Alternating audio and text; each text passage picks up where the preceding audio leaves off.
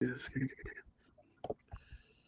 evening, folks, and welcome to FMA Discussion. This is episode 505, and tonight will be more theme-oriented. We're going to be talking about Seafood Mark's latest projects, his YouTube channel. If you're more interested in his bio, I would reference you to episode 389, where that was more bio-specific as far as his martial arts journey. Be sure to check that out. Again, we're going to go off the tracks a bit. So without further ado, here he is.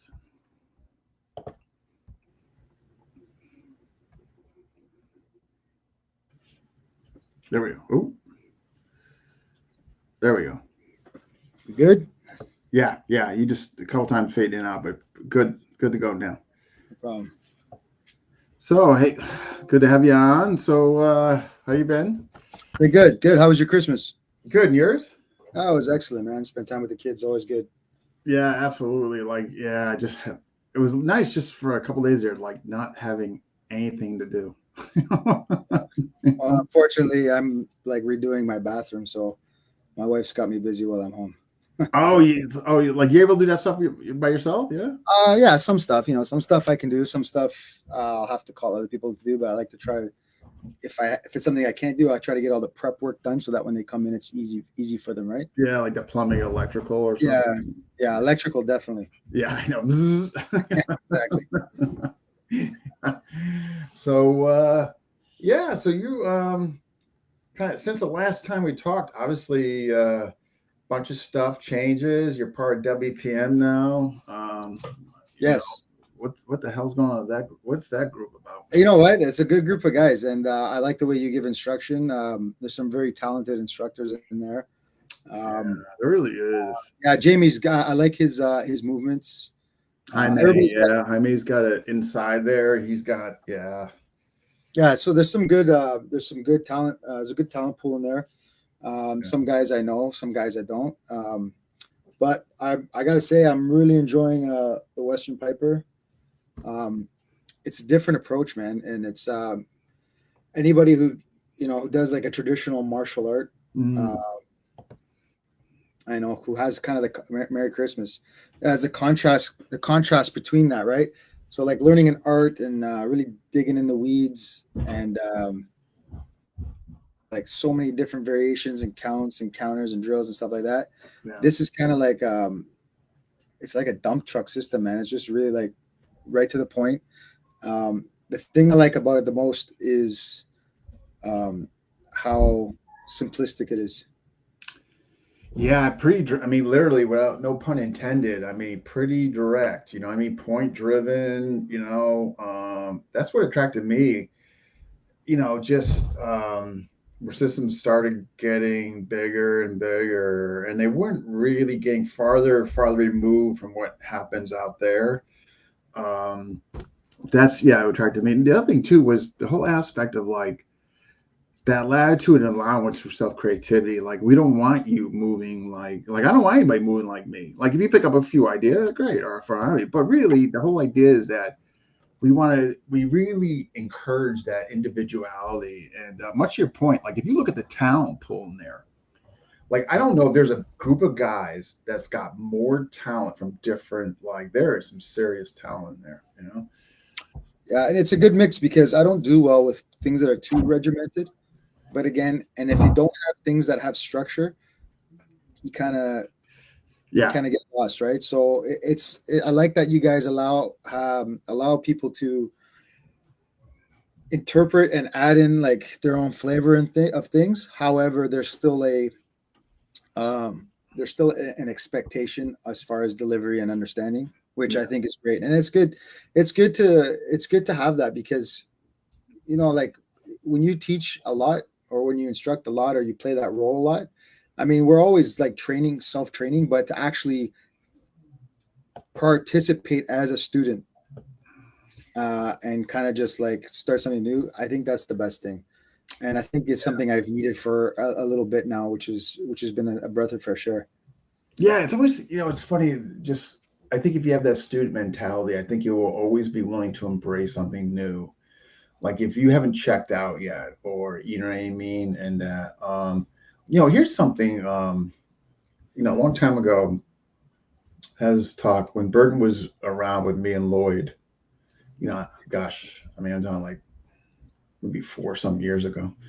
Um, we were talking and we were saying, hey, you know, the five ways of tax are in here, but we thought maybe instead of hand immobilization, I look at and hand mobilization can be in there, but sometimes I look at it's more body immobilization. Like I'm hurting, like I'm like on top of you, kind of hurting and really forcing a move on your part. But aside from that, though, if we look at single direct, you know, attack by combination, uh, attack by drawing, you know, and all those. I mean, what do you think?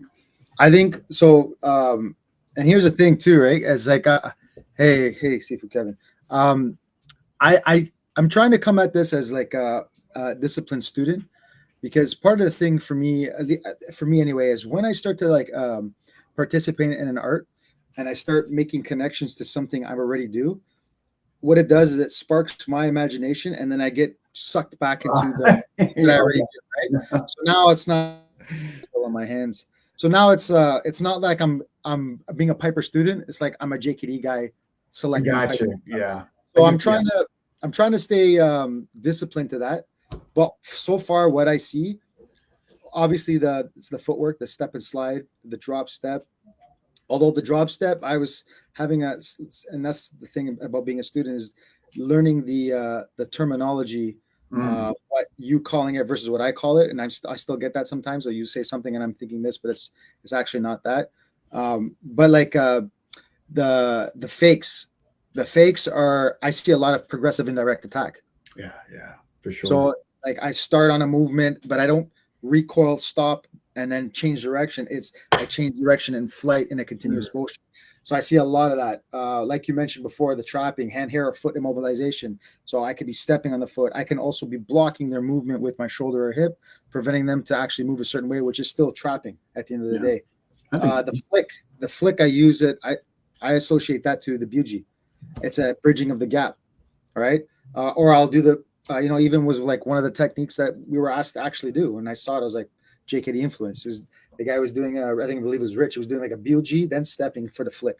So that's two flicks all at once. Then framing. The framing that you guys see that we use, I look at that as a lansau. Our arm.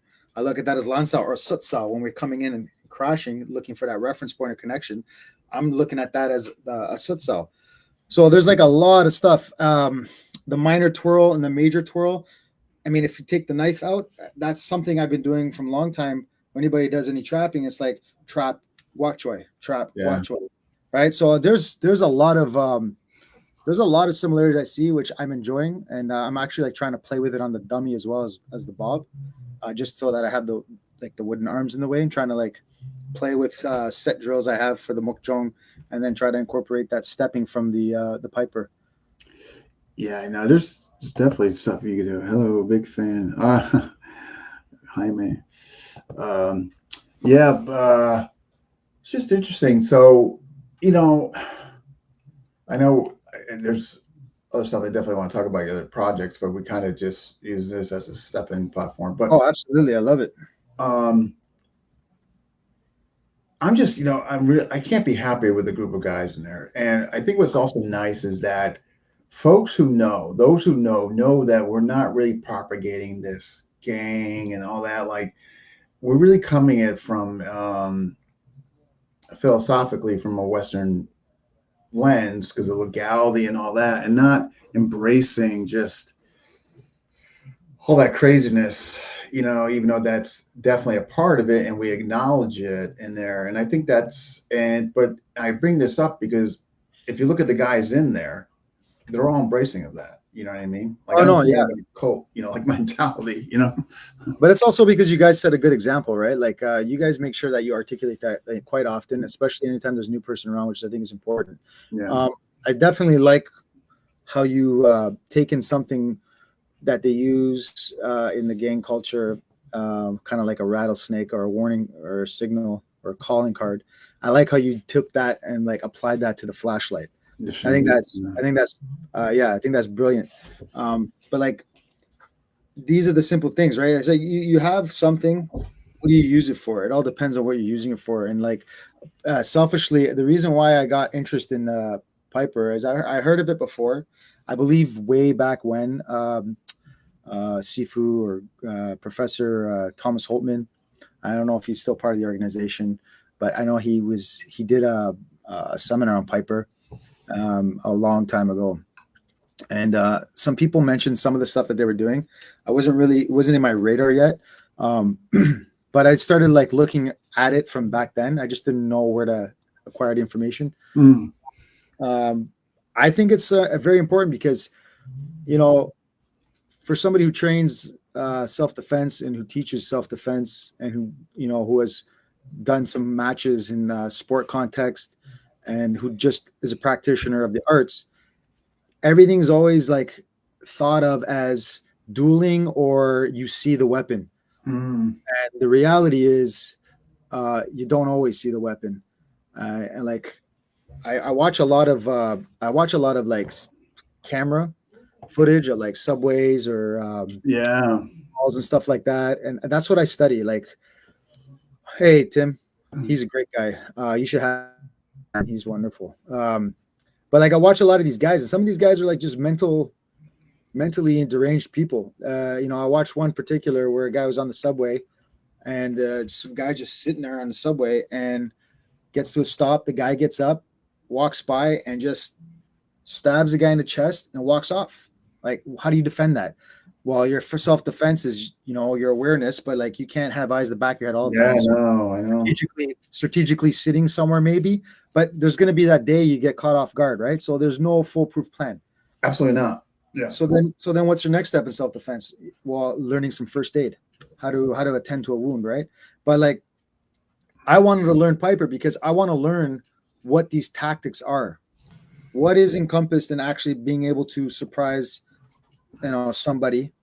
And then once I kind of understand it from that point of view, then I can kind of think about, okay, if this is what this person does, then I need to learn how to defend myself from a negative.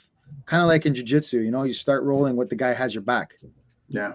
And go from there. You're under side control or or whatever it is. You're basically you're accepting the fact that you've made a bunch of errors and now work from here. Yeah. And so for my knife training, I have a lot of good influences, a lot of people I've learned from, you being one of them, Joey, a lot of my just people I train with I learn from, Sifu Kevin Seaman. But the stuff I'm learning from Piper now is feeding this new well of basically like, how do I deal with ambush? Yeah, I think you're right. That's what's missing. I look at, what I mean, and not to put it down. I mean, I still have an admiration. I mean, look at the show. I'm FMA. But I'm the first one to be honest and admit where this community is going as far as knife. I mean, it's like fairy tale stuff as far as what they think they're going to do defensively. And this is like the point you mentioned, like what they're going to do defensively when it's out, and like what they think they're going to be able to accomplish, let alone an ambush or you know what I mean? Like, I don't see a lot of context being put in the whole pre-violence, like, yes, awareness, and like much to your point, I mean, we don't have eyes around, full 360, but still, I don't see a lot of dialogue in pre-violence, like I would, like some of the stuff I went over in Toronto, like why, as much as you not letting somebody get close to you, you don't know. I mean, the reactionary gap is going to be just so skewed on your part, it's just. And the thing is too that I will mention, Dean, that you guys done a really good job of when we do some of the drills, the exercises, the emphasis on off balancing the person. I train that, but I train that in a different context.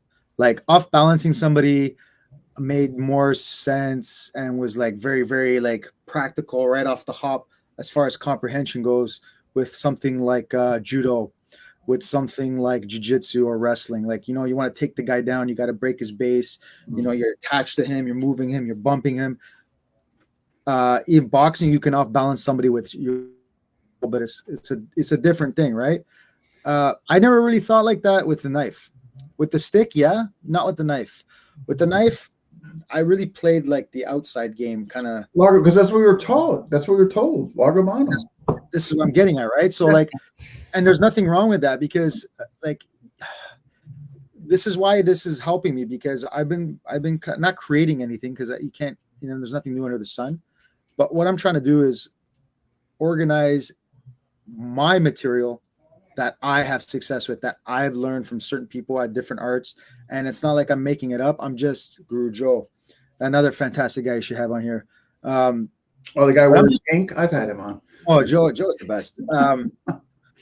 But I'm trying to like, just kind of like all my instructors that I've learned from, like Joe being one of them, Joey, all these people, right? I have all these drills and these things that I've learned from them. And then there's the things that I keep because they work for me. But now I'm trying to categorize them. And what I've come to find is like, it's really, we all know this, but it's really about range. It's really about range. Like how I fight, how I defend myself against a weapon, empty hand or a stick, a long range versus close range versus against a wall versus on the ground. That's really going to be important on your objective. You're stuck doing like palasut or hack and check or tappy stuff, and that's all and somebody puts you against the wall and you can't turn the same way, you're done. Yeah. Somebody puts you on the ground and you have no understanding of framing or sweeping, you're done. I don't give a shit how good you are with a knife, right? Because, and the other thing too is like who's pulling the knife? Yeah, what's their IQ? What's their well, like the bad guy, maybe it's not the bad guy that pulls a knife. Yeah. Maybe you're breaking up a fight and you're holding the guy down, and now he pulls a force multiplier because he feels threatened by you. Yeah. So right. Yeah, I know. So much to it, right? There's so much to it. So many variables. Yeah. And the thing we could do, like what we're doing is you investigate all as much as possible, and just be adamant and like what you're giving your students. And this is why I looked into the prison system. It's not because hardly I glorify it. Hardly. It's the relevance. Like I just feel as much as, and I know you feel this way, like a responsibility, when it comes to your students. Like have you investigated all this? Like teaching empty hand against knife, that's a huge ethical and moral responsibility. And I feel like if you haven't investigated everything, who the hell are you teaching? And I still question myself. You know what I mean? But that's because you're a responsible person, right? And that, and all people who actually are passionate about what they do, if they didn't give a shit about what they do, they wouldn't have that imposter syndrome. And that's okay. And that's okay to have that sometimes, right? But it's like, what are you teaching? You're not teaching somebody an answer. You're teaching them a pathway. You're teaching them a possibility, right? Because there is that, and that's the thing that really pisses me off about like self-defense or knife seminars and stuff like that, is you are only able to show, demonstrate, and execute something that you've been playing with that has come to manifest through your imagination. That's it. You cannot guarantee anybody anything. Yeah. I can tell you right now what works for me when I pressure test. And when I mean pressure test, like let's language what that means. We'll have a theme or topic that we'll have in a closed door session, be like, hey guys, I've been like going back to those cameras, right? That's where I draw my sources. I'm not getting stabbed every day. So how do I know what's what? I got to look at, luckily I have friends who are in law enforcement, and I have people who work on the TTC, and I have, students that are in the public that have access to some of this information. Also, we all have YouTube. So we go on and we watch these things. I try not to watch it too much because it can be a little too much sometimes, but you watch this stuff and you just try to watch commonality, like study it like you're studying for a thesis, like take notes, and hey, what are the common attacks? What happened in this video? What happened in that video? What did this guy? So we'll take that and we'll be like, okay, I don't know what I would do in this scenario. This is now the topic of training for today. And basically it just starts with just as best we can. Doesn't have to be perfect, but we try to recreate the scenario. and we will just start doing shit. And we try to get ourselves caught off surprise. So that's why we have, we'll have a handful of people, and we don't know who has a knife, and we'll even go as far as putting like city music in the background. So trains, cars, public, and we just try to, okay, who's going to attack? They attack, and then we just try to do what we do. And when something goes good, we document it, we put on the whiteboard. When something goes bad, we document it, we put on the whiteboard, and that kind of just helps us kind of problem solve. Then when we get the stuff that we like, we'll test it on ourselves. But the thing is we know what we're doing. Yeah, absolutely. Right. Cursive information, right? Right. So we can only test it so much. You know what I mean? You know this, right? You can only test so much. So when we feel like we've got something that's worth, actually investigating, then we'll get somebody from outside of our group. Right. And to take from you as well. I remember you mentioning it before, and actually you mentioned this at the seminar that I was at with that Renee hosted, was make sure you guys go against big dudes, bigger guys. Yeah. So we got some big boys in our gym. So, hey, I need you. Let me, and sometimes shit works, sometimes shit doesn't work. But also sometimes shit works up to a certain size. So we'll have like a timer, and I'll ask the guy, like, how much do you weigh? And we have this on like video camera. How much do you weigh? Okay, cool. I'm going to just hold you like this. Try to get out any way you can. Ready? Go. And then we'll see what the clock says. Then we'll get a guy who's maybe like 20 pounds heavier. What can you bench? What do you weigh? Okay, let's go.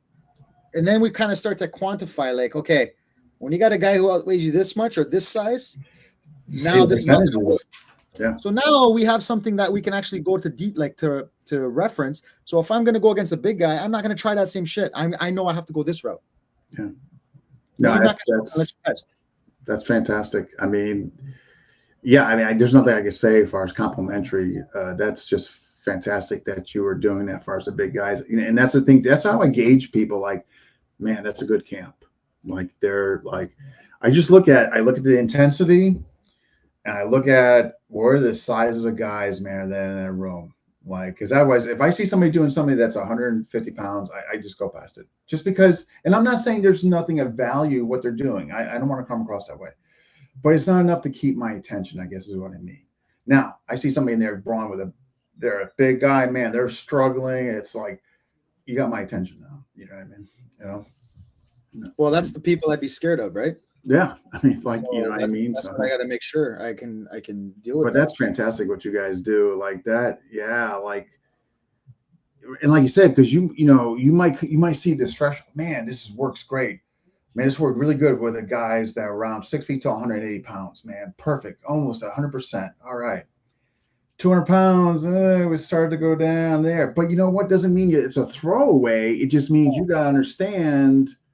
As the guys, bigger and stronger, there might not be the highest percentage of success still, but doesn't mean it's garbage, right?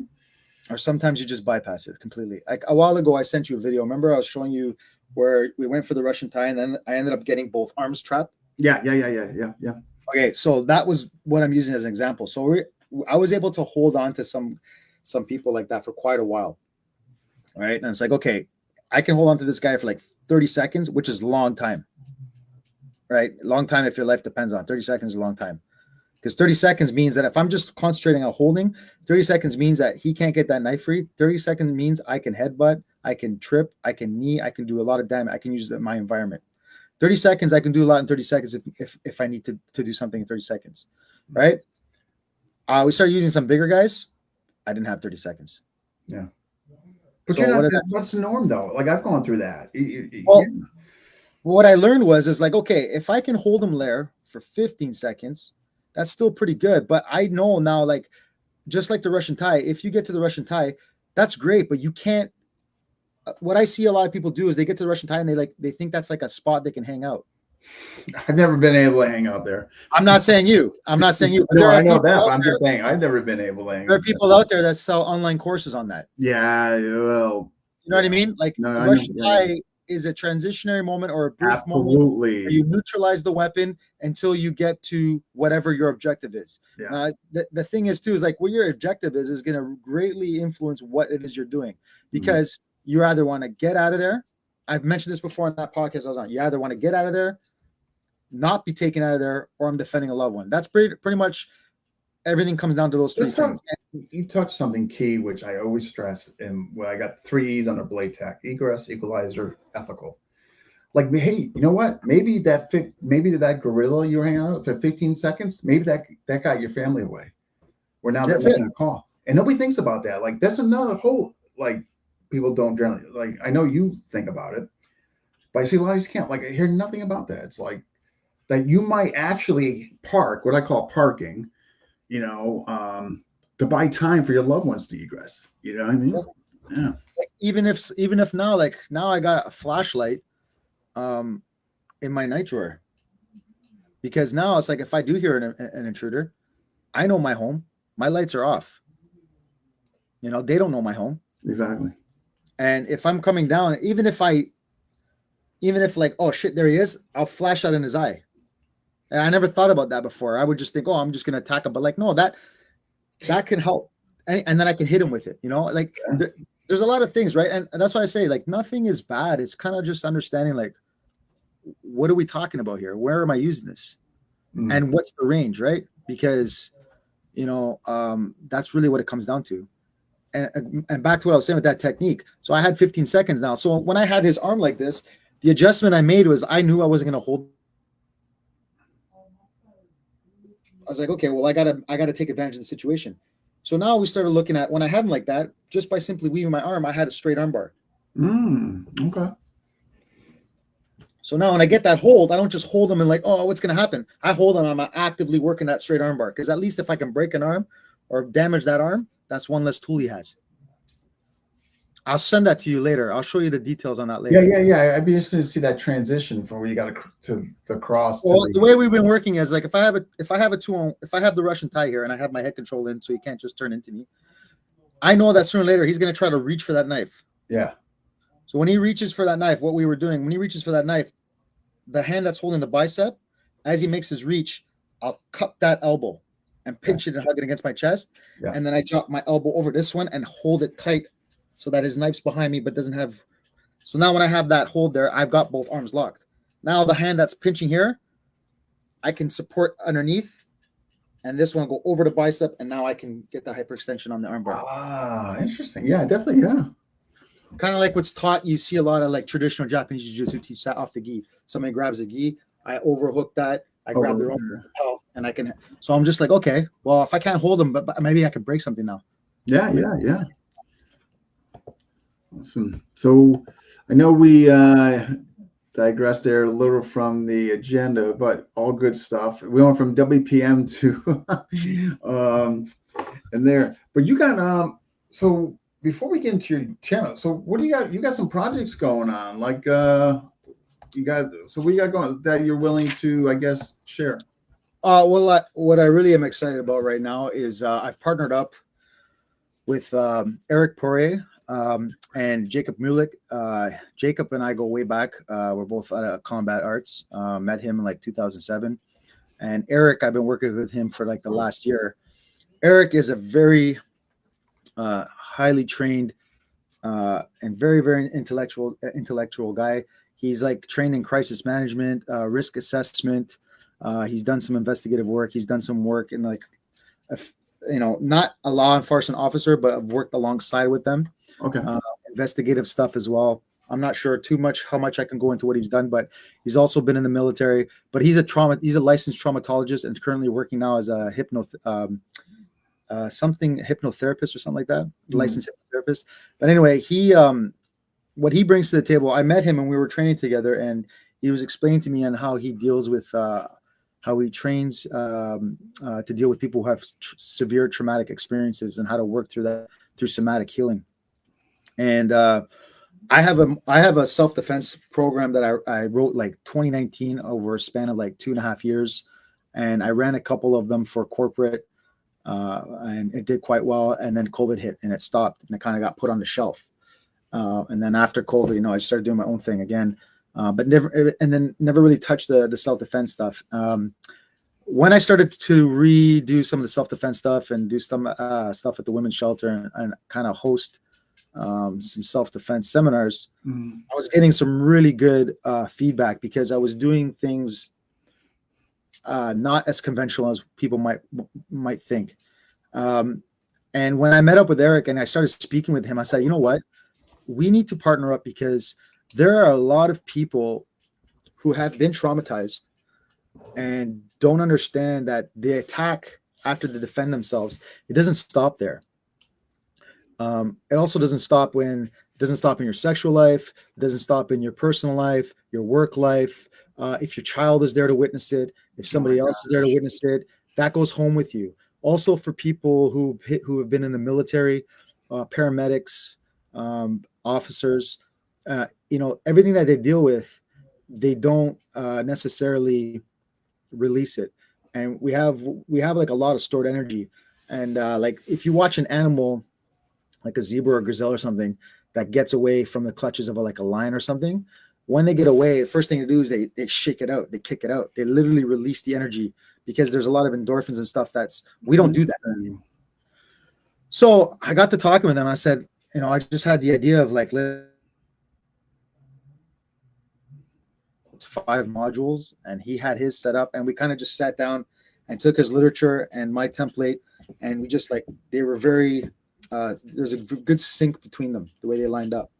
So I told him, I said, why don't we combine our information, because that way we can really focus on a very big piece that's missing in the self-defense is you want to have the awareness piece, really exercise the mind, and we really emphasize that, but we do it in a very unique, creative way. We do that, and then we'll give them some gross motor movement skills, some no bullshit, straight to the bone type of material, because again, it's under the understanding of they're probably not athletic, they're probably not flexible, and they're not training regularly, right? Yeah. So give them just simple shit. This the basic shit that we do when we're in trouble. Give them that, and then on top of that, he's able to articulate what's happening to the body while they're going through an attack. The great thing about it is also when somebody is triggered by the training, because again, when I'm working in the women's shelter or when we have people who have already been attacked, you have to understand this shit. This is why being an influencer is not being a martial artist. You have to actually pay attention to what you're doing. When somebody comes to your self-defense seminar, do you care about what you're teaching to make money, or do you care about helping these people who are probably already been injured or have and traumatized and affected, right? Yeah. So, giving articulation and forewarning of that, but then also being able to have somebody who's licensed, who can actually pick up on somebody having a trigger and being able to know how to deal with them properly and not damage them further is crucial. And also at the end of the seminar, having them understand, okay, guys, this is great. We're done. Mm-hmm. Now let's talk about what happens when you go home from a seminar, when you get home from an attack or from the police station. This is the things that are going to be happening mentally, physically. This is the things that are some pre-indications of this, and that. So I just think it gives I don't know what's the word, a much larger understanding of what self-defense is and entails for a person who's serious about preserving themselves, but preserving themselves mentally and emotionally when they get home from the attack. I think that's excellent that you partner up with this guy and he's able to bring that to the table. Obviously that's a key missing thing when you look at the women's self-defense industry, and it's still called that.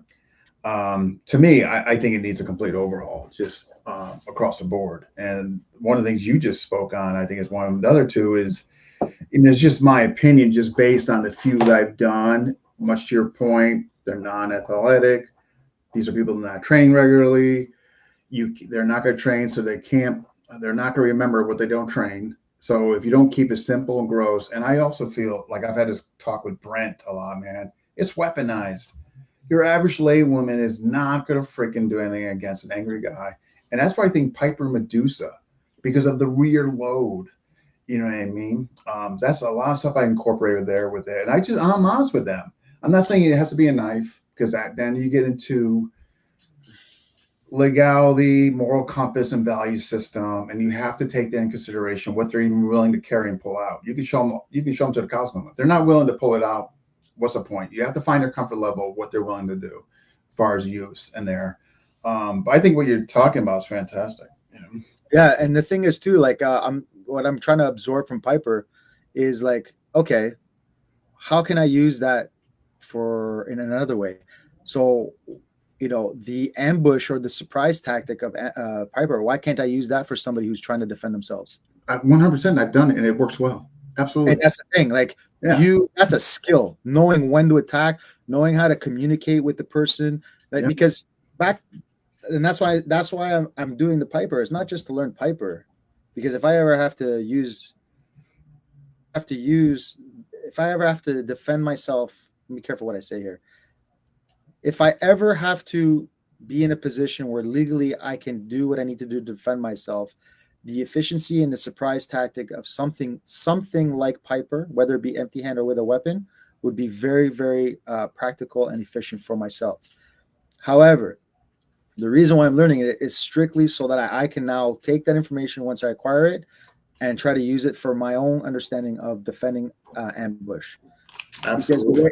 the way I've been trying to organize, not that I'm creating a curriculum, but the way I've been organizing my stuff is I'm basically have come down to 5 matrices, and within each matrix, I've done a hierarchy of priority that needs to be done in those matrices to be successful. And then once I understand that, I go to what attributes are required to meet those objectives, and then I have techniques that I feel work in that range that I've done, and then how do I drill them? And one of the 5 matrices is the ambush, right? And another one is a fixed position. So if you ever have, heaven forbid, but if you ever have somebody use you like as a hostage, and you have that knife on you, right? A lot of people kind of teach or train like, oh, I'm going to do this, I'm going to do that. You know what we're training?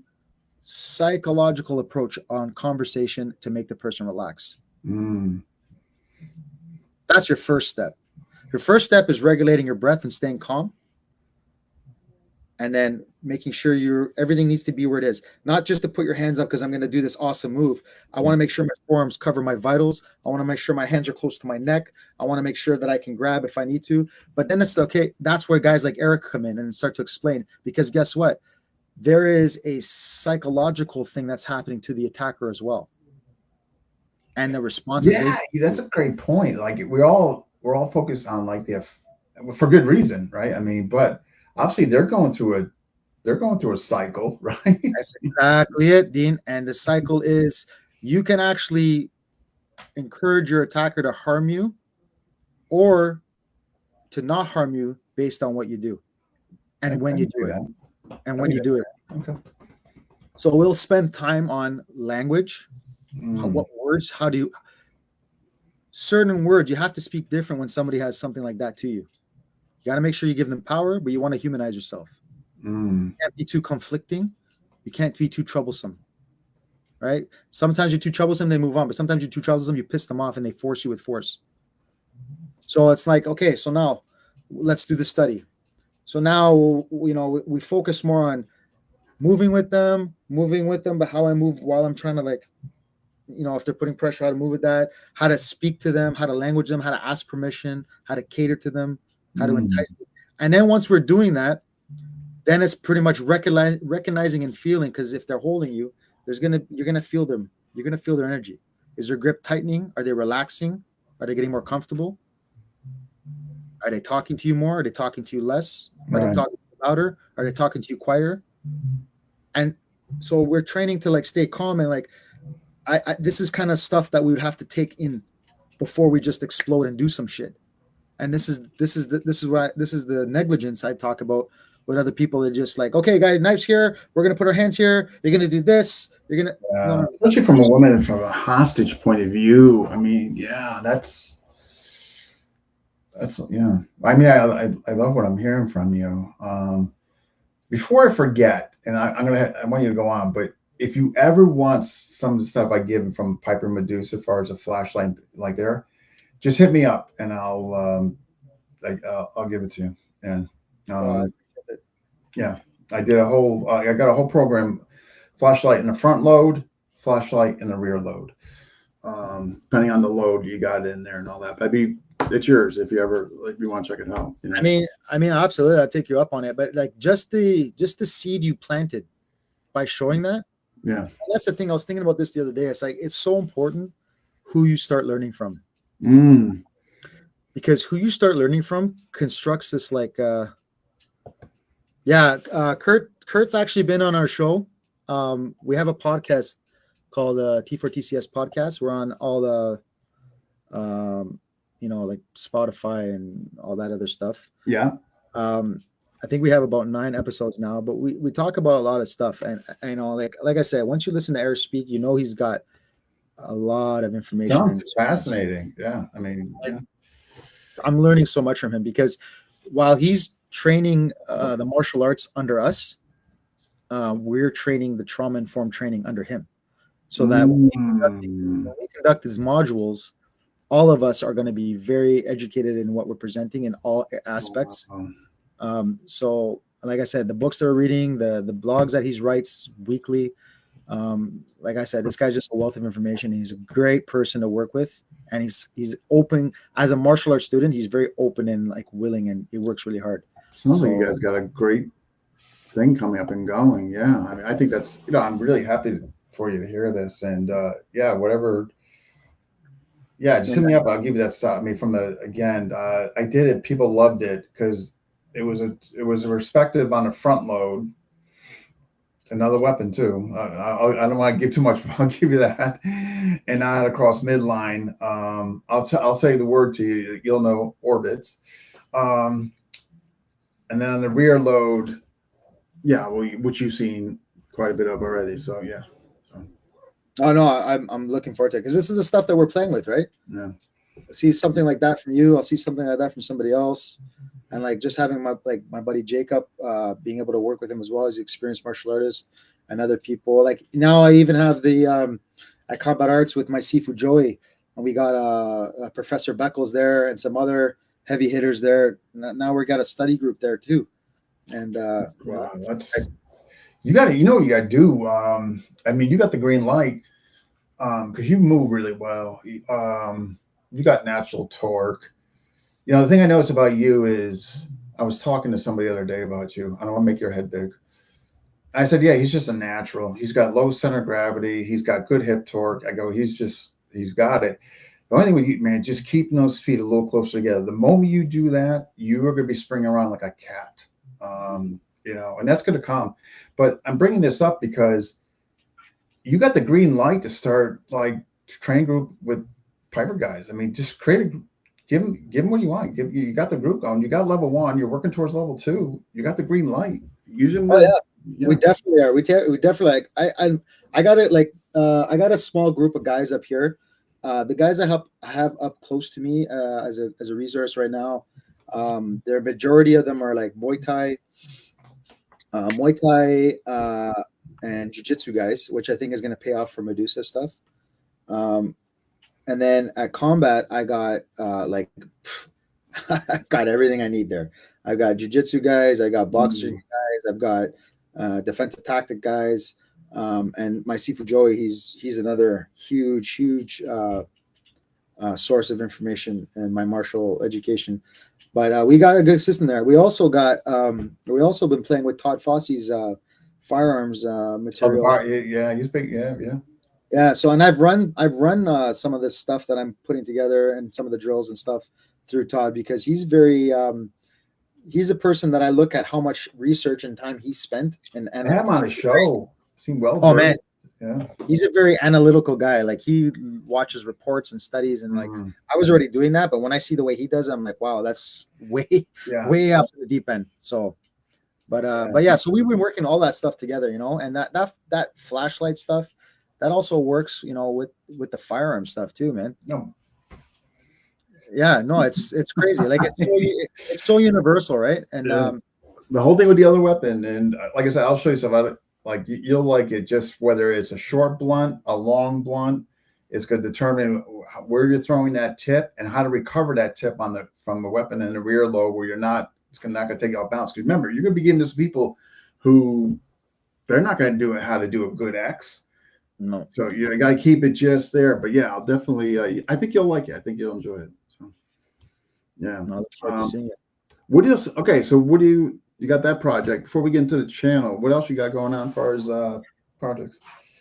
So like I said, just more of the refining and that program, the T4 TCS program. We've recently run a couple of modules. So Mm. we've broken it up into 5 modules. Um, each one has to be like, you can't go and just jump into two. You can't do two and then jump into five. It's you. We really lay the groundwork in one, and you have to understand the principles and concepts in this one in order to build off the other one, right? So we ran a couple of module ones for specifically geared for women, and we had really good reviews, and they want more. So we're going to be doing another module one, I think in March, and then we're looking to do one a larger one in the city, possibly in August. So we've run it a few times. We like what we've seen. We like what we've done. Just constantly refining that. Next year, I think we have a possibility to present what we're doing, because we're starting to get attention through like people who are in Eric's field, the more of the trauma side of things. Okay. Not a lot of people are doing what we're doing, or are doing it in a capacity that we can do it. You're the first one I've heard of this. There are other people who've written a book about it. I'll actually send you some good books to read on the topic if you're interested. Okay. Yeah. One of the ones that they use is, it's because of the somatic healing. So basically, we're talking about that stored energy. That's why when guy gets pissed off, he's got to punch a hole in the wall, or he's got to go punch a bag, or he's got to go do something.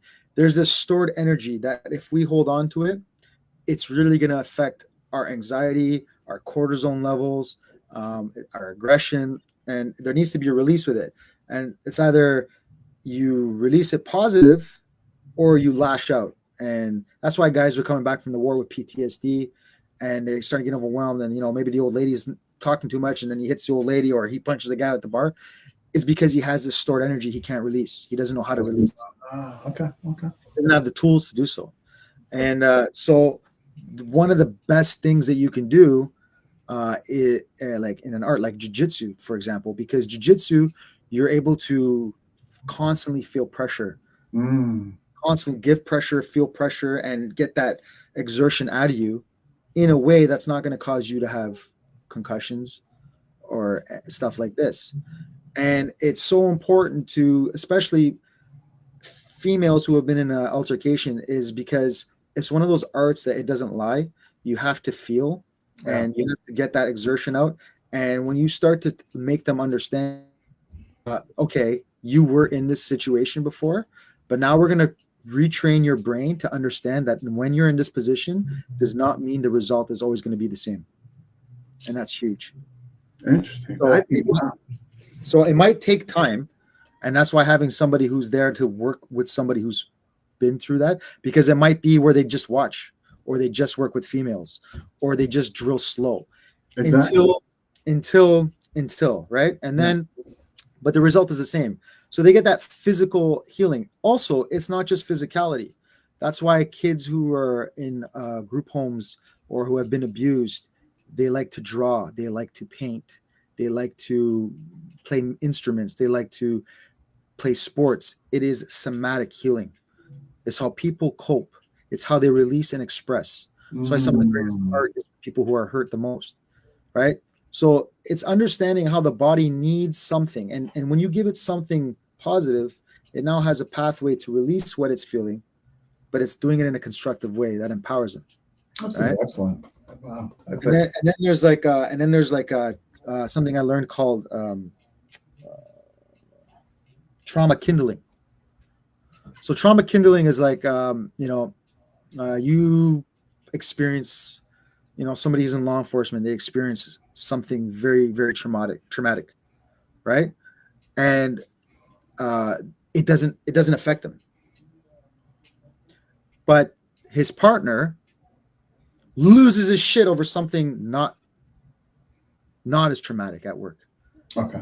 And it's kind of like, why? Well, the thing is like your background and my background are totally different. Your childhood, my childhood. And let's say you had good childhood, I had bad childhood, right? Let's say I got beat with a belt and you got timeout, right? I got so many things that have traumatized me over the years that when I hear the sound of a belt, that memory comes back. Now, the problem with that memory coming back is the feelings come back with it. Yeah. You Not know, just and the so noise and the member, but like you said now, right? it could be smells. It could be smell. It could be the smell of your attacker. That in that time where you're being attacked, you're not gonna fucking pay attention to his. Sorry, you're not gonna pay attention to his smell, right? You're gonna be pay attention to what he says, what's happening, and subconsciously though, your brain is taking in information that you're not consciously aware of. And so later on, this could be triggered. And depending on how much you have, it's like that's why they call it kindling. It's one more stick. It's one more stick. It's one more stick. Light flames. And that's, guys who do PTSD and stuff like that's why they do so well with jiu-jitsu. Not only does it give them the brotherhood, but it gets that somatic healing out. And then once they become comfortable, they're able to speak about their trauma and then try to heal it so that the kindling gets less, not more. That's so awesome what you guys are doing. Wow. Sounds like you guys got like an A team there going. That's really fantastic. Wow. I remember you talking a little on this. I didn't know into the depth, honestly, like what you guys are doing with this though. We got a good team. Like I said, Jacob and I, our main roles really is the martial arts aspect. As far as like the martial arts program, like I use Jacob's opinion and we pressure test a lot of stuff, but it's really working off something I've already kind of created as far as the physical portion. And obviously it gets updated with new information and statistics and what we've done over the years, and it's constantly being refined. But now adding in Eric's portion is just giving it more depth. And full disclosure, I'm looking to later on acquire my certification next year. I'm hoping to go for my IDS level 1 under Todd Fossey. We're going to be traveling out there to train at his camp, so that we can also offer this to law enforcement with regards to holster retention and stuff like that, how to be a fighter with a gun, not a gunfighter. But also what Eric can bring to the law enforcement area as far as legalities, what we can use, the logical portion. We're looking to cater this to civilian and law enforcement and military, because he has a military background as well. That's excellent. Yeah, I've seen Todd stuff. I understand why he's doing Russian Thai. It makes sense for the draw and all there. But no, it sounds like you guys that's some excellent stuff. So your chance now, is your channel, the channel you're doing now, is this kind of piggybacking with this? No, so like the parlay is nothing. It's nothing like FMA discussion. The parlay started just like you during COVID. It was just a way for me to talk to my friends, but really what it was a talk shit about the government party, because I was so. And you got a lot of talk about with your guys' government. Oh man. And then it became and then I noticed that it was getting too negative. So then I wanted to interview people who I felt were inspirational or doing cool things, but it's not something I have time to commit to. And the podcast, it's like once in a while I have time, I'll do it. I do that just for me. I do that just to have those conversations. But with T4TCS podcast, we're doing them weekly, and we have themes, we have guests. We had a firefighter on who talked about how he overcame his depression and suicidal attempts through art, somatic healing, like we talked about, based on the things that he saw and the psychological weight of having to be the person to be on scene that save people. We spoke about how people come to the gym who are, there's basically 3 kind of people that come to the gym. There's the ones that don't want to be a victim, ones who just want to be in shape, and ones who have been a victim. And so we talk about the psychology behind each of those and how instructors need to be mindful of who is walking to the gym and what their needs are before they just do things. Sometimes, you have somebody come in, especially in jiu-jitsu where it's very hands-on, stuff like that. Sometimes there's barriers you need to break before that. And that's why it's important to kind of just talk about, as an instructor, talking to other instructors, be mindful of who's coming into your gym and why. Make sure you have that conversation with them, because you can actually cause more damage and you not even be aware of Yeah, why, like we're working on bear hugs that night, and you know, I mean, like you don't know what this person's like. right? You know, For you, it's status quo, but for them, it's that's a like big that thing. could be like, yeah, So just like having a basically like having somebody licensed in first aid, yeah. the way we're looking at it is having somebody who's licensed in that I in think that it's excellent. I think more school. I mean, yeah, that's especially in this in self defense arena. Obviously, sport schools and all that. I mean, you know, I understand they're not gonna have that, but if you're advocating self defense, but even with you guys got something really comprehensive going on. That's excellent. but even with the sport aspect, right? So like how can we utilize his skills? So I have a competitive Muay Thai program that I run, and we have a couple of students who are competitive, and one in particular was a female. And what we do now is like after their fight, Mm. it's mandatory for them to have a sit down with Eric. Oh, okay, so all right, okay, all right. I didn't think of Because okay. they need to shake off that experience. They need to discuss what it was they felt when went through, what if there was any anxiety, if there anything that bothered them, like what was going through their head, and kind of Mm. acknowledge it, work through it, and make them understand that that was that, and it's done, and we learn from it, and it's not going to be something that's going to creep up on them and create that trauma kindling, right? Okay. Oh, that's So we want to awesome. really like check on them psychologically before they even think about getting to another camp. So it's a post-mortem. We have a post. So what I do is I have a post-mortem on their actual fight, right? So I'll actually sit down after the fight. I sit down and I watch their fight, however many times I need to, and I timestamp everything they did well. Okay. And then I watch it again, and then I timestamp everything they messed up on. And then I watch it again, and I timestamp everything the opponent did well. And then I go through it again, and I timestamp everything the opponent did wrong. And then what I do is we have a meeting with all the coaches. We sit down in front of the camera. We watch the fight. I go to the timestamp. I was like, look how this person did this. You see how you recognized it? Mhm. Here's the technique that you pulled off. This is great. We're going to work this on the next camp even more. And then the opposite. But now with Eric, we can actually have that conversation of where Eric can talk to her. Like, where were you feeling this? Where were you feeling that? And then when I get that understanding, it lets me go in her head when I rewatch that footage. After he, okay, okay, wow, But it that's also awesome. lets that person, the athlete, get it off the chest. Yeah, So they maybe don't. like they didn't know how to talk about it, and just the mere fact that you're bringing it up, you know, yeah, that's wow. I gotta be honest, I would never have thought of that. That's wow, that is awesome.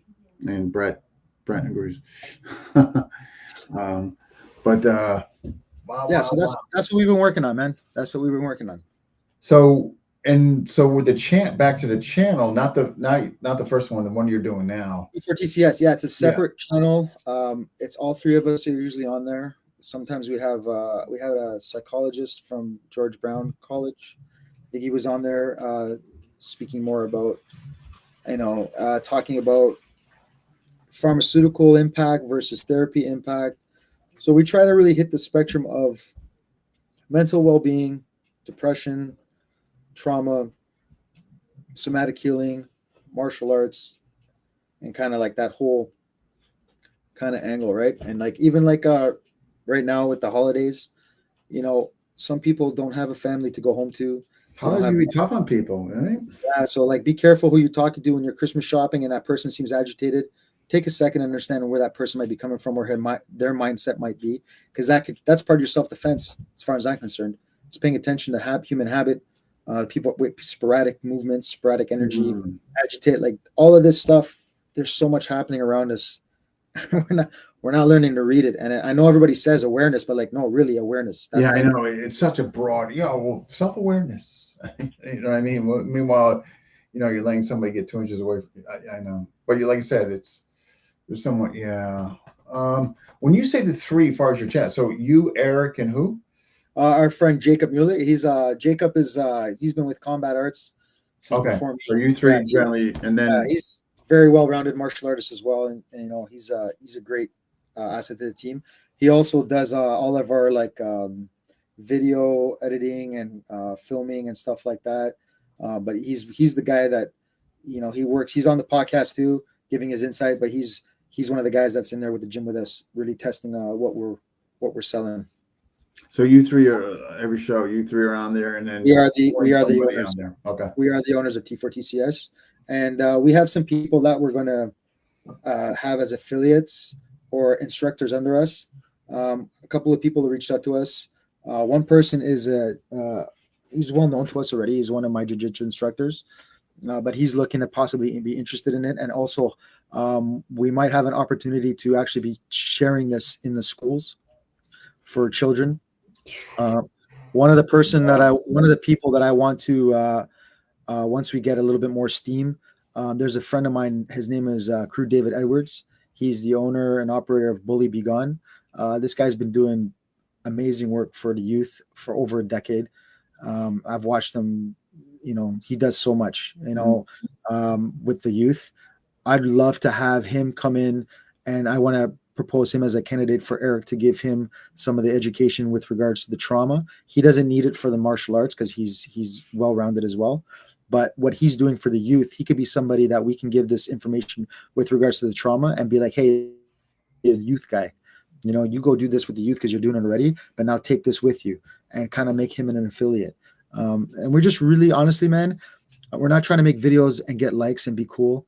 We're trying to really help and give people. No, I'm hearing it and feeling it from you. I mean, yeah, no. But that's what's made me interested in it again.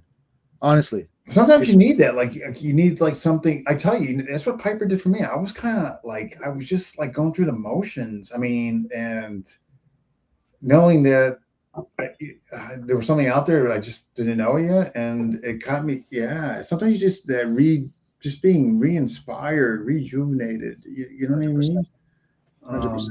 You all go through those lulls, right? You know what I mean? You want to keep doing it, but you're just waiting for that new exciting thing here sometimes, and just that inspires you to get you going. And Piper did that for me. It really did. It's doing it for me right now with the knife. To be honest with you, I got really sick of. I don't think I've had a stick sparring session since 2023, 22. I don't think I've really had a knife sparring session up until recently because I'm pressure testing stuff that we're working on. But I really just got like, I want to just throw up, like just the shit that I was seeing online and certain personas and things that are coming with it in the FMA community. And it's just a really big turnoff. And that's why I think the timing was good for Piper. Yeah. And I tell you, what's neat is we're not even a year old. I mean, there was an incident that kind of perpetuated us to come out with WPM, unfortunately. And so some good came out of the bad, but really it was early spring, and there I should have wrote the date down of inception, but I know for a fact we're not even a calendar year yet. We're coming up on that, so I think 2025 I think is good. Could be a good year for us. You know what I mean? I think so. I think you guys are doing great. I think you guys are doing a great job. And honestly, not to be like the doomsday guy, but like, let's pay attention, guys, what's going on right now, because I can tell you right now, I don't know what it's like in the States, but I can tell you right now, Brampton is a mess. Really? Oh man, it's crazy. Brampton is a mess. You got a cultural war going on. People walking around, Sikhs walking around with their swords. I'm friends with Sikh people, but there's something going on between the Sikh and the Hindu community. There's cops walking around at daylight with their fucking SWAT gear. Stabbings are on the rise. There's shit going on with Hamas and Gaza protests and people defacing stuff. And it's if you read the writing on the wall, we saw these signs like 5 years ago, and look where we are now. Where are we going to be in the next 5 years? What's this joke, man? How does he get in, this guy? Like, what's he doing? I got to be careful what I say because we have laws here that you can get flagged and shit like that. And actually, like in the UK, they got people coming to your house arresting you. Somebody else was telling me that. It's no joke. We now have somebody a political person who's actually like advocating for like religious laws and rights and like in Canadian politics, and they're basically like, screw Canada's politics. We want this, and if we don't be careful, Canada is going to be a very, very close mirror image to the UK. It's very scary. It's very scary, Dean. I'm telling you right now. You know what I think is good? I agree, and I'm sorry that you guys are going through this, and I admit that it's scary, but I do think Trump's election is going to have not just statewide influence. I think he's going to have a global influence because I think people are going to be looking like, you know what? We need the people. I definitely think he's the better choice, but I don't trust any of them. He might be thinking any day over the what. I mean, well, yeah, but that's the thing, right? But here's the thing, man. Like, that's the ploy. It's always easy to let that guy in when he seems like the savior and gains your trust. And when they come in, that's when they fuck you. You know, so he might be good in one way, but we don't know. We don't know what's gonna happen once he makes some good, and then they either kill him or maybe they corrupt him. Who knows? All I know is I don't trust anybody. All I know is what matters is your community, your community, your tribe. It's good to have multiculturalism. I believe in that. I really believe in that. I love all people. Sure. I love culture. But here's one thing I notice, and this is not an opinion. This is an observation. Anytime in one area you have multiple ethnic groups, it's sustainable. But what's the one common thread is they create their pockets. Little Italy, little Chinatown, little this, little that. They go somewhere where the cultural understanding and acceptance of their morality or their hierarchy of what they believe is agreed upon, and it's a place for them to be them, to be their culture, to be their race or their nationality, whatever, without prejudice, right? Where they can kind of put their guard down, and that's healthy. And you'll have all these pockets, and most of the time, they'll get along with each other. The problem I see in history and in anywhere in the world right now is when any one ethnic group, and I don't give a shit which one it is, any one ethnic group starts to be dominant by number, now we have a problem.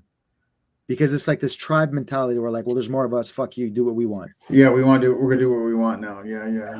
And that's the problem. And this is happening. And this is happening now.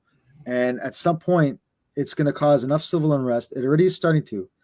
You already got people defacing property and stuff like that. Sooner or later, Canadians will, well, what is a Canadian now? But sooner or later, the opposing team will fight back.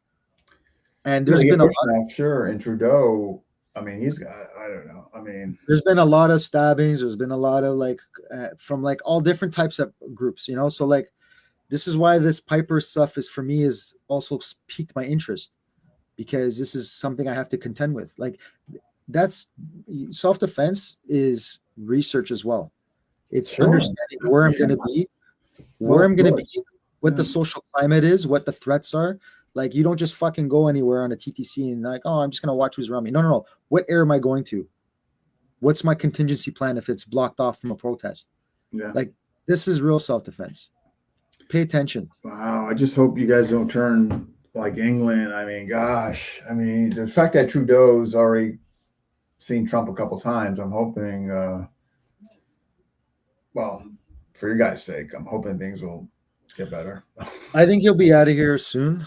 I can't. Everybody talk to, I swear to God, I've yet to talk to a single Canadian that likes the guy. I'm like, how does this guy get in? This guy's well, he got in because people wanted fucking free weed to smoke weed legally, and he had nice hair and did yoga for all these fucking leftists. Were like, oh, he's so cool. He's going to be a fresh take. See, and then a lot of the migrants that came in, same thing as the States. It's just for fucking votes. Yeah. You know, so yeah. Anyway, it's a shit show. But the reason why I bring it up is, like, now more than ever is the motivation for training self-defense and with weapons should be like a really, really, really consider it, because the probability of you actually facing it now has escalated immensely. More so, yeah. Just when you read, like, I mean, obviously we keep bringing up England because it's just the relevance there, what's going on. There's so Yeah, much violence on a TTC, Dean. It's crazy. It's yeah. crazy. I mean, gosh, I know that. And they Yeah, don't tell you, exactly what the numbers are. Because if they did, nobody fucking take the transit. yeah. Trudeau's Robert. Big time. I tell you, I've yet to talk to anybody like that guy. I hope Trump, with the tariffs, I hope Trump reams them. Yeah, and that's gonna affect us too. But like I think it's I, gonna be a bar. It's gonna be a bargaining chip. He's threatening tariffs just to get people to get to the table, and there. I think Trump works because everything's like first of all, he has some national he's like kind of a nationalist. He's got some pride, national pride, which what's wrong with that? Nothing's wrong with Yeah, that. absolutely. But he's also a businessman, and he's a smart businessman, and he's got balls. And the country is not countries aren't countries anymore. They're corporate entities. Isn't that something? It's like I look at what's going on in Europe. I know we're digressing here, but it's kind of all well. It ties in. It ties in. Yeah, but it's like I hear what's going on over there, and it's like, what do you mean no-go zones? Like, how does that happen? Like in a country, like how does that happen? Like a country that you're born in, and now you can't go in there because of a particular religion or whatever. Like I can't fathom that. It's crazy, and it's like, and that's why I say it's a numbers game, right? And anytime you have one group who overpower, do you know? I can't remember the exact number, so I won't state it. But the number of that I heard, it was like the number of migrants in a populated area was more than actually born Canadians, and outnumbered local law enforcement like fucking 8-1. It was retarded, and I'm like, if something were to pop off, there is no way they can contain it. And so because they can't contain it, they let it happen and kind of just like, okay, guys, be nice, because they know really and truly if it goes south, there's nothing they can do for you. Nothing. And that's Trudeau, and now he's going to have a serious dilemma. Like And they just put a ban on a whole bunch of firearms in Canada as well. Like there's a whole bunch of new stipulations that's going to affect people and their firearms. So like that's what I'm saying. Like all of it's happening at once. So like invest in learning how to use anything you can. Is this use. Canada wide, or is it pretty much in the Toronto area? No, I believe it's Canada wide. I believe it's Canada wide. It's not like the States. The States, you guys, certain things are happening in provinces, but like the States is more that way because just the way you guys handle shit out there. Like you can go to one state and go to another. It's like a totally different country.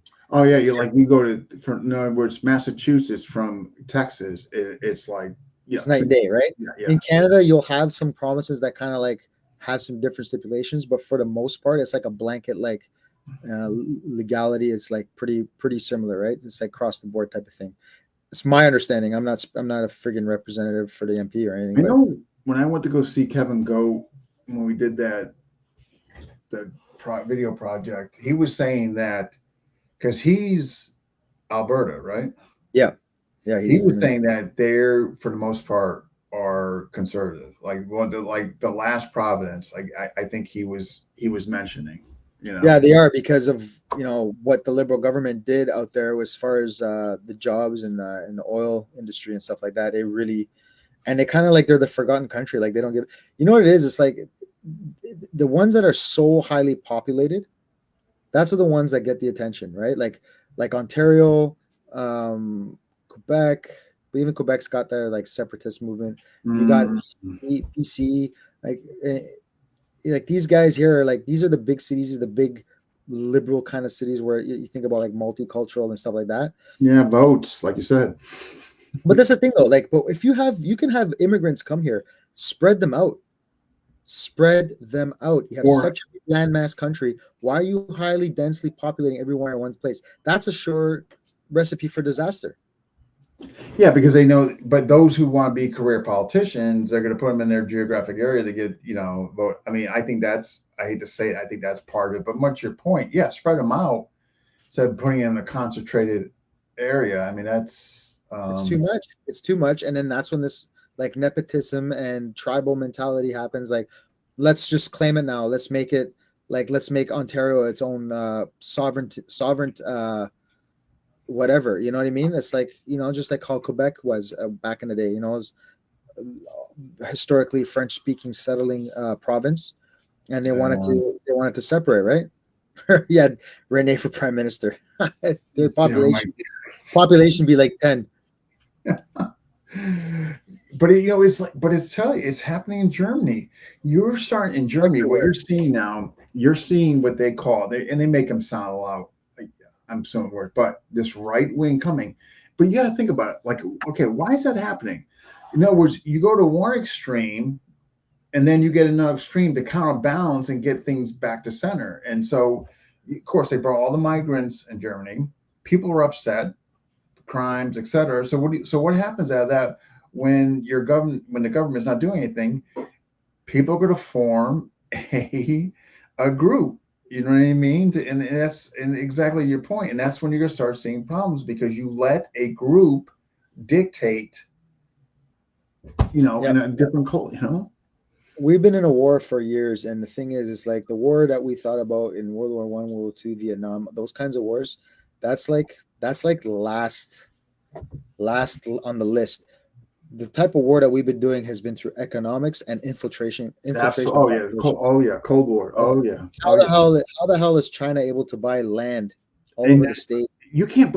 That's going to be a big thing. That's side bases, and it's not just there, my friend. We got people buying out shit all over Canada as well. There's all kinds of land bought up.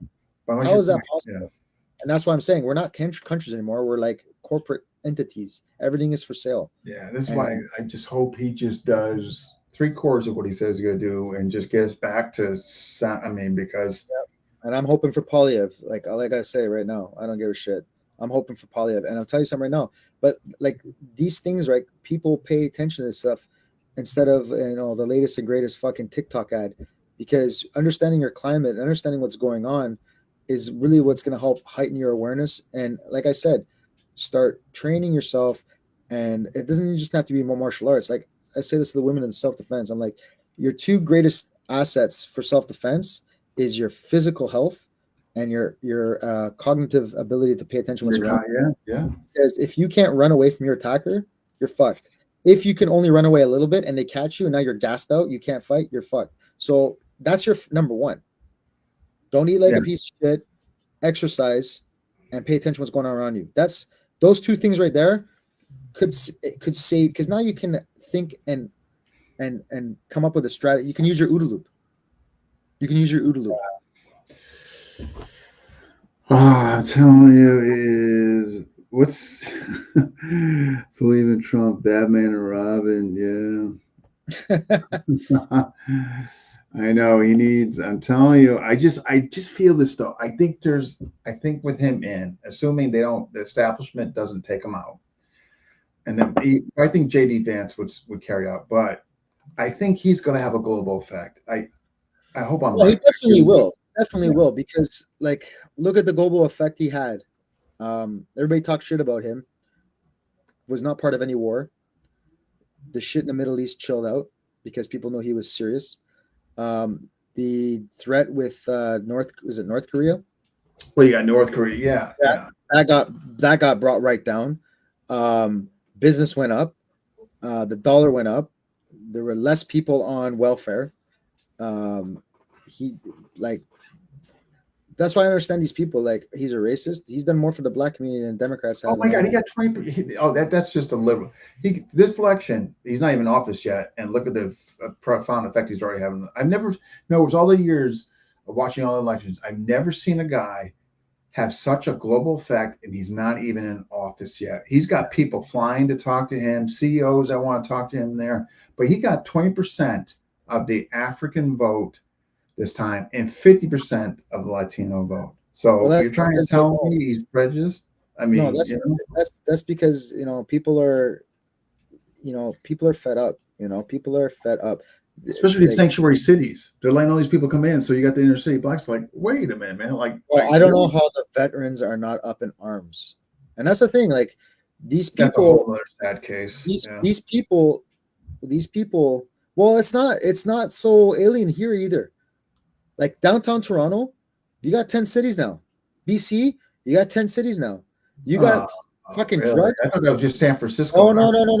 Okay, well, I will say, Dean, it's not to the extent, but let's wait a decade and see what happens. Then we'll compare. But I'm telling you right now, BC is horrible, horrible. So what's that shit that they're fentanyl? Oh, British Columbia is really bad. Not just there, man. Like even in Oshawa, where I live, huge drug problem. Huge. You got 10 there now. Again, it's not the same. We got to talk about per capita, people per capita, right? But it's there. It's peeking its ugly head everywhere. You got people walking around with messed up spines now because it's the effect of the drug. It's so easy to spot now. It's everywhere. It's everywhere. It's everywhere. Terrible. Toronto, under the bridges there by the highway when you go down, like at what area? Like Jarvis, by the ACC, all that shit like that. Like simple self-defense. Yeah? You're driving by yourself, you had a red light, guess what? Lock your window. Or lock your door, put up your window. They're do whatever they want to get that, right? Well, if they're desperate enough, you know what I mean?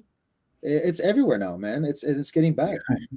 The cost of living here is crazy compared to the States. Renee was telling me, like, he was quoting some of the figures. I'm like, for housing?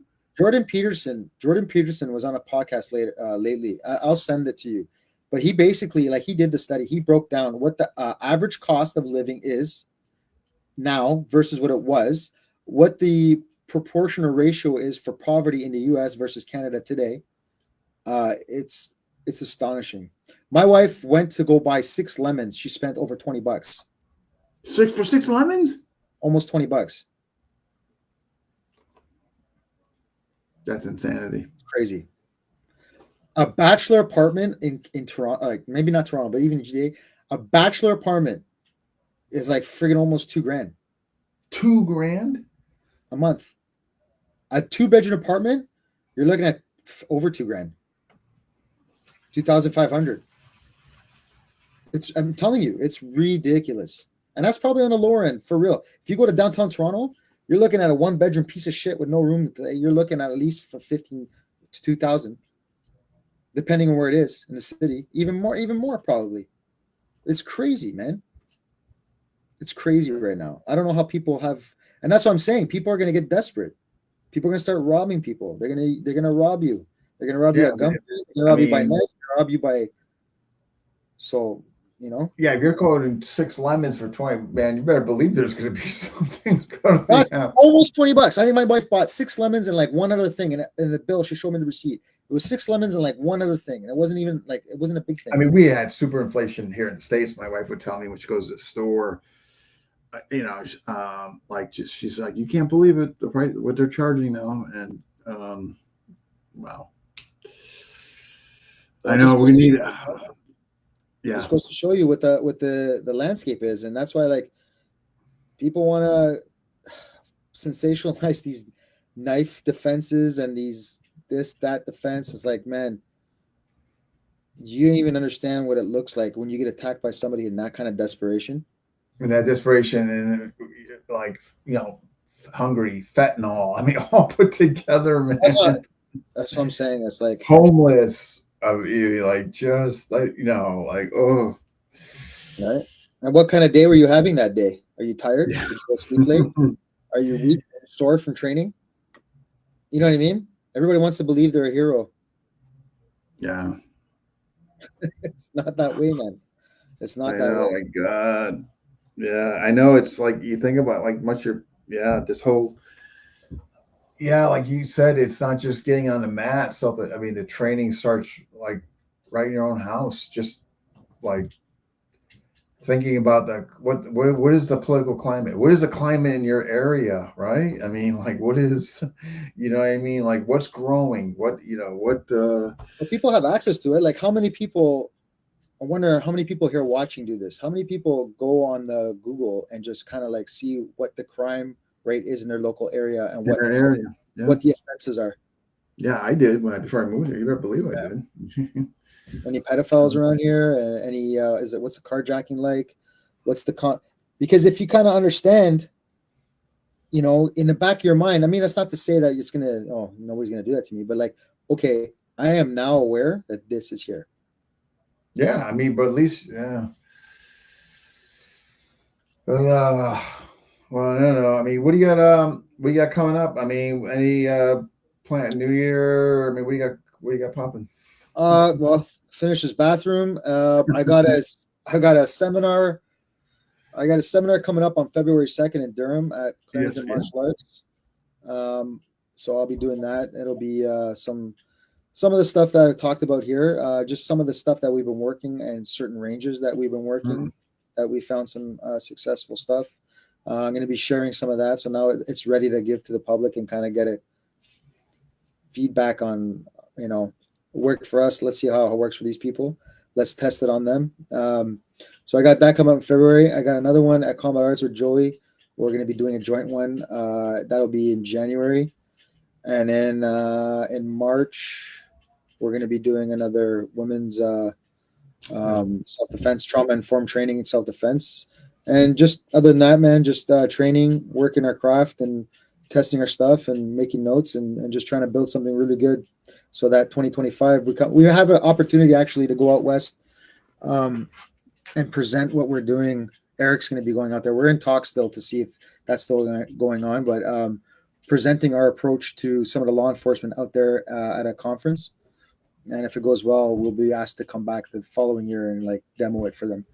Oh, that's So fantastic. interested in that. Yeah, Well, I hope it. I mean, I hope it all works out for you. I mean, geez. But yeah. Well, soon enough you'll be level 2 piper, and you'll be able yeah. Hopefully, man, I'm working on it, and got a lot of stuff to work on still. But I love being a student, and I really appreciate the time you to. guys take to give us everything we need. Anybody out there who's not doing it, I recommend it. It's a great group of guys, very knowledgeable, and it's good stuff. I really enjoy Yeah, it. we Thank got you. the thing I'm most happy about is the group of guys. Like, there's no jerks in there. Everybody's just really compatible, gets along with everybody. Everybody works together really well. I wouldn't have it any other way. I tell You know you. what I like is everybody shows their work. Yeah, well, that's the culture we wanted. You know what I mean? Hey, look, you're not gonna be put down. Just put in there so everybody can give you feedback, and we're all in this together. We're all Yeah, refining together. You know what I take mean? that criticism. Take that criticism. Get better. Absolutely, and it's always constructive. If anybody gets off the handle, then I usually talk to them.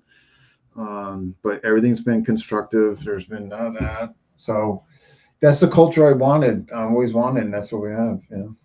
Yeah, it's great. So, but well, hey, awesome talk. I love, obviously love what you got going on, what you're doing.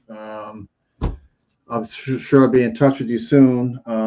Yeah, just anytime, obviously the flashlight stuff, or just let me know. Also, where I can help you with level 2. Absolutely, man. I look forward to it, and thanks for allowing me to share, our goals and our plans and what we've been doing with the community. Yeah, when I And saw the channel, I'm like, people need to hear about that. So yeah, I'm glad. Yeah, I'm glad awesome, you got a chance to share it. So, awesome. but, Thank you so much. all right, Mark, you take care. All right, back to that bathroom. Yeah. Bye. All right, man. Thank you. And that wraps up 4 or 5. Who is next? I don't even know. Been neglectful in my duties here. Who is next? I tell you what, I'm pretty much just taking anybody as of late, whoever wants to come on and just talk. To be honest with you, definitely want to get Maya on her next book. GM Ray Flora, I'd like to get on Jeff Berger. But if you guys got somebody out there you'd like to hear or you'd like to come on, just send me a message. That's something. It's just that easy, really. Freaking yeah, I thought yeah, absolutely, Brent. Oh, they are a really good group of guys. Wouldn't have it any other way. And it's Coach Robert Prude. Do we need anything else? And then yeah, you're welcome, Tim. Yeah, so if I don't talk to you guys, Happy New Year. And if you guys are interested, we are doing a Western Piper intro seminar. In other words, like you heard the name Piper, but you don't know really much about it. Well, this seminar is going to be a really good introduction, and that's going to be should know this. February, bear with me. I believe it's February 2nd. Um, and I believe it's 2 to 4. And I'm going to confirm that right now. Here we go. Confirming. 2 hours, yep. And it's February 2nd, 2 to 4 Eastern time. So if any of you have an interest in just like what we're due, we're not into the whole game. I mean, you heard Mark speak on it. That's far from the culture that we are propagating. But if you have an interest um, in it, and that would be a really good opportunity. If you want, you can PM me. I can give you more details on it. If you want to ask Mark, those you know and get more detail, I'm sure he can do the same. But again, February 2nd, 2 to 4 Eastern time. Good intro. It's just going to be the basics, right? We're just going to give you our philosophical approach. Of course, there'll be some show and tell, but really it's going to be focused on like what we're about, our goals, what we're trying to manifest, etc. And that. So I think you would enjoy it. But yeah. All right. So have a happy new year. And you guys will see what I bring on next. It'll be pinned in FMA discussion as always. All right, guys. Take care.